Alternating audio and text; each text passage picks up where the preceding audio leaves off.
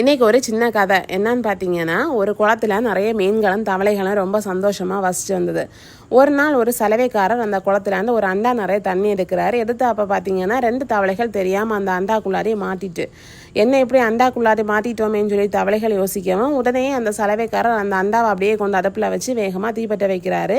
தண்ணியும் கொஞ்ச நேரத்தில் சூடாயிட்டு. உஷாரான ஒரு தவளை உடனே சொல்லிச்சு, நாம எப்படியாவது அண்டாலேருந்து துள்ளி குதிச்சு ஓடிடலாம், தண்ணி நல்லா சூடாயிட்டு தான் நம்ம செத்து போயிடும் அப்படின்னு சொல்லிட்டு சொல்லவும், இன்னொரு தவளை சொல்லிச்சு, பரவாயில்ல பார்க்கலாம், தண்ணி நல்லா சூடாயிடுச்சுன்னா பார்க்கலாம் அப்படின்னு சொல்லிட்டு அங்கேயே இருந்துச்சு. எவ்வளோ சொல்லி அந்த தவளை கேட்கவே இல்லை. ஒரு தவளை மட்டும் துள்ளி குதிச்சு ஓடிட்டு. கொஞ்ச நேரத்தில் பார்த்தீங்கன்னா தண்ணியோட வெப்பம் ரொம்ப அதிகமாயிட்டு தண்ணி வந்து நல்லா கொதிக்க ஆரம்பிச்சு. ஐயோ தண்ணி நல்லா சூடாயிட்டு, அப்பவே நம்ம துள்ளி குதிச்சு அந்த தவளை கூட போயிருக்கலாம் அப்படின்னு யோசிச்ச தவளை தண்ணியிலேருந்து நல்லா துள்ளி பார்த்து, ஆனால் இப்போ பார்த்தீங்கன்னா தண்ணி நல்லா கொதிச்சிட்டு இருக்கனால அதால் வந்து துள்ளி அண்டாலேருந்து வெளியே வர முடியல. கொஞ்ச நேரத்தில் அண்டாக்குள்ளாடி இருந்தே மாந்துட்டு. அதாவது இந்த கதையில வந்து புரிஞ்சுக்க வேண்டியது என்னன்னு பார்த்தீங்கன்னா, நமக்கு ஏதாவது பிரச்சனைகள் வரும்போது, ஏதாவது பிரச்சனையில நம்ம மாட்டிட்டோம்னா உடனே அந்த பிரச்சனையிலேருந்து வெளியே வர்றதுக்கு முயற்சி பண்ணணும்.